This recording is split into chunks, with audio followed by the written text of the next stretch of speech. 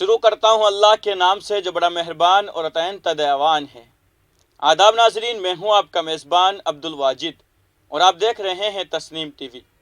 دوستو، ہماری خاص پیشکش اسلام کے جنگجو میں آپ کا استقبال کرتا ہوں۔ ہماری اس پیشکش میں خلیفہ ثانی حضرت عمر رضی اللہ عنہ کا ذکر چل رہا ہے، اور آج جانیں گے اس خاص پیشکش میں آپ رضی اللہ عنہ کا عدل و انصاف اپنی رعایت کے ساتھ کیسا تھا۔ جانتے ہیں اس پیشکش میں۔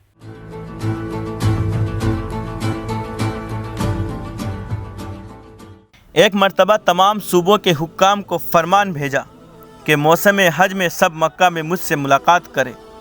چنانچہ سب وقت معین پر جمع ہو گئے، اور آپ رضی اللہ عنہ نے مجمع عام میں کھڑے ہو کر فرمایا، میں نے ان لوگوں کو جو تم پر حاکم بنایا ہے وہ اس لیے کہ تم کو آرام پہنچائے، اس لیے نہیں کہ تم پر ظلم کرے۔ اگر کسی پر کسی حاکم نے ظلم کیا ہو تو وہ کھڑا ہو جائے۔ اس اعلان پر صرف ایک شخص کھڑا ہوا اور اس نے کہا، امیر المؤمنین، میرے حاکم نے مجھے 100 کوڑے مارے ہیں۔ آپ رضی اللہ عنہ نے فرمایا، اچھا تم بھی اس کو 100 کوڑے مار لو، اٹھو میرے سامنے قصاص لے لو۔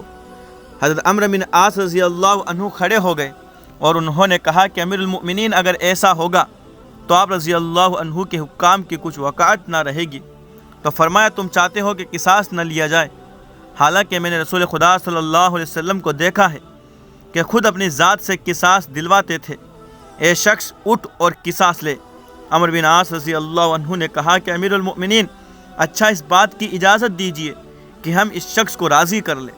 چنانچہ وہ شخص اس طرح راضی ہوا کہ ہر کوڑے کے عوض 2 اشرفیہ دی گئی۔ جب ملک شام تشریف لے گئے تو حضرت معاویہ رضی اللہ عنہ کو دیکھا کہ عمدہ لباس پہنے ہوئے شان و شوکت کے ساتھ پیشوائی کو آئے ہیں۔ فرمایا، یہ عرب کا کسریٰ ہے۔ اے معاویہ، کیا بات ہے؟ میں نے سنا ہے کہ حاجت مند لوگ تمہارے دروازے پر کھڑے رہتے ہیں اور وہ تمہارے پاس نہیں پہنچ سکتے۔ حضرت معاویہ رضی اللہ عنہ کانپ گئے اور کہنے لگے، امیر المؤمنین، یا دشمن کے جاسوس بہت رہتے ہیں، لہٰذا ان کو ہیبت و شوکت دکھانے کے لیے میں نے ایسا کیا ہے، لیکن آپ منع فرما دیں تو اب نہ کروں گا۔ ایک روز آپ رضی اللہ عنہ کسی راستے سے گزر رہے تھے کہ یکایک کسی شخص نے آواز دی کہ امیر المؤمنین، اپنے حکام کے لیے جو شرطیں آپ لگا دیتے ہیں ان سے آپ رضی اللہ عنہ کو نجات نہیں مل سکتی۔ یاس بن غنم حاکم مصر باریک لباس بھی پہنتا ہے اور اس کے دروازے پر دربان بھی رہتا ہے۔ یہ سن کر آپ رضی اللہ عنہ نے محمد بن مسلمہ رضی اللہ عنہ کو بلایا۔ حکام کے پاس قاصد بنا کر وہی بھیجے جاتے تھے اور ان سے فرمایا کہ مصر جاؤ اور ایاس بن غنم کو جس حالت میں پاؤ اسی حالت میں لیتے آؤ۔